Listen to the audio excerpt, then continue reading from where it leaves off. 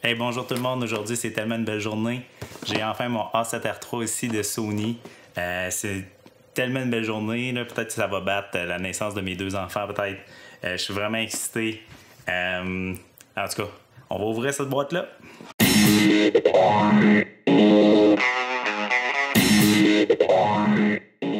Alors, depuis le temps que j'attends, cette bête-là de Sony est enfin arrivée. Elle est arrivée de mon magasin préféré à Québec, Gosselin, qui m'ont donné cette boîte-là. Je capote bien raide. Ça fait longtemps que j'attends de transitionner à Sony.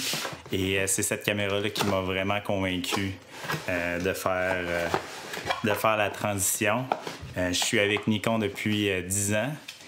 Et le A7R2 avait certains problèmes avec les batteries, avec l'autofocus. Puis je voulais vraiment être certain de mon choix. Et lorsque j'ai vu les spécifications de la Sony A7R3, là, je me suis dit c'est là que ça se passait. Câble d'alimentation. Ouvrons ça. Alors, la petite trappe. Ensuite de ça. Oh, chargeur!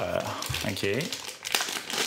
Certaines caméras Sony qui se rechargent juste par USB ne viennent même pas avec un chargeur. Alors, c'est bien. Ça veut dire que je vais pouvoir recharger une batterie avec un USB dans la caméra. Puis ça, j'amène le chargeur, puis je peux recharger, dans le fond, deux batteries en même temps. Ça, c'est vraiment cool. J'ai souvent dit qu'une caméra professionnelle devait avoir... deux chargeurs, dans le fond. Là, je veux dire, être capable de charger deux batteries à la fois. Fait que ça, c'est une belle solution. Directement dans la boîte. Alors, ensuite de ça, ça va être pratique. J'en avais acheté d'Amazon aussi. J'ai pas encore un MacBook Pro compatible avec le USB-C directement, là, avec les nouveaux MacBook Pro. Moi, j'ai un MacBook Pro 2012. Et c'est sûr que pour l'instant, je vais avoir besoin justement de rallonge standard, ce qui veut dire ça, c'est le USB-C. Fait que ça, c'est le USB-C qui va directement dans la caméra, puis ça, c'est le USB normal qui va dans mon ordinateur. Et là, ce que j'ai fait, c'est que j'ai acheté d'autres rallonges comme ça. Qui part de USB-A, dans le fond, le type A normal, qui va aller directement dans mon portable. Fait que j'aurais pas besoin parce que les USB-C, de ce que j'ai vu à date, ils viennent juste en câble de 6 pieds, je pense. Puis pour moi, c'est pas assez long. Fait que ça, c'était ma solution pour l'instant. Je vais reparler en passant de plein de solutions que j'ai trouvées pour ma transition de Sony. Plein de petits accessoires que je trouve qui sont vraiment intéressants que j'ai trouvés. Puis je pense que ça va être pour une autre vidéo.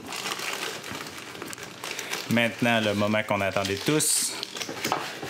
Que j'attendais avec impatience. Oh, ça c'est cool! C'est justement pour ça que je fais des unboxings. Ça c'est cool! Je voulais voir s'il allait inclure quelque chose comme ça. C'est dans le fond, c'est... Attendez. C'est un protecteur de câble qu'on met sur le côté de la caméra. La GH5 aussi venait avec un équipement comme ça. C'est super pour le tethering puis protéger. On a ici le HDMI, le USB 3, le USB-C en fait, puis le USB 2 normal. Alors ça va être génial pour faire du tethering. C'est génial. Alors, mon prochain appareil photo, A7R3. Les gens qui sont habitués avec la A7R2, c'est sûr que ça ressemble. Il y a le grip aussi du A9.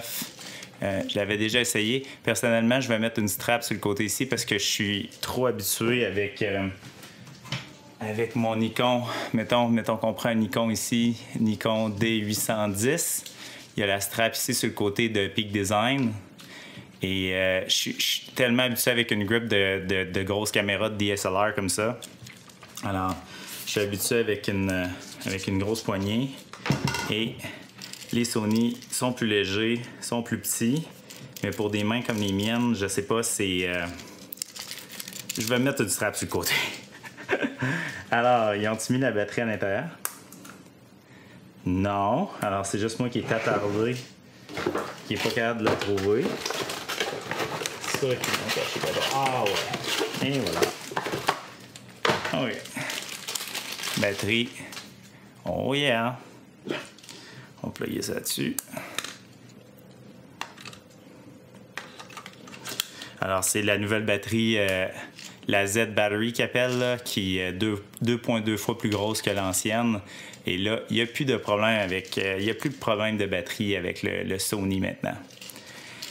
Oh yeah! Alors, j'ai mes lentilles en arrière. Il y en a d'autres. En tout cas, j'ai quasiment, j'ai pas mal de lentilles Sony que j'ai achetées. Je me disais, on commence avec quoi? On commence avec quoi? On va se gâter, on va se plugger la 2470. Tant qu'à faire.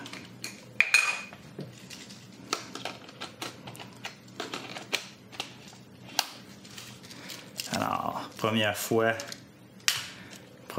que je mets une lentille dessus. Alors, c'est parti. Nouvelle aventure avec Sony. Pour les gens qui ne le savent pas, ma première caméra, c'était une Sony f7.17. Et genre de vieille caméra bridge là, dans les entrées de gamme, dans le numérique, quand ça a commencé. Ensuite de ça, j'ai eu une Sony f8.28. Et ça a été une caméra juste avant ma transition au réflexe numérique. Puis j'adorais cette caméra-là pour le temps, là, sérieusement. Là, elle avait comme l'équivalent d'une 28-200 comme lentille. J'ai toujours trippé sur cette caméra-là quand j'ai commencé. Et là, le fait de, après 10 ans, d'avoir été avec Nikon et là, avoir été avec Phase One, je vais garder mon Phase One. Phase One est en arrière ici. Ça me fait vraiment bizarre de juste laisser tomber mon équipement Nikon comme ça. Puis d'aller avec le Sony, de retourner aux sources. C'est comme drôle un peu. Mais voilà ma nouvelle bête. Ici, j'ai mis un polarisant sur cette lentille-là. Je vais l'utiliser beaucoup dehors. Alors, voici ma nouvelle bête de travail. Merci d'avoir écouté la vidéo. Prochainement, je vais faire évidemment une série de tests avec la Sony A7R III. J'ai comme plan cette semaine de faire un photoshoot de mode pendant 3 ou 4 jours avec des modèles. Je vais tester un paquet de choses avec mon ordinateur, l'autofocus, déclenchement de flash, la synchronisation. Je vais essayer un paquet d'affaires. Puis je vais vous revenir avec une vidéo de mes commentaires par rapport à la vidéo. Si vous voulez voir d'autres vidéos comme ça, donnez-moi un thumbs up, encouragez-moi, subscribez à la chaîne. Et pour finir, juste pour vous dire, j'ai acheté cette caméra-là avec ma propre argent. Sony ne m'ont pas payé pour acheter cette caméra-là ou dire quoi que ce soit dans cette vidéo. Alors, c'est vraiment ma propre opinion.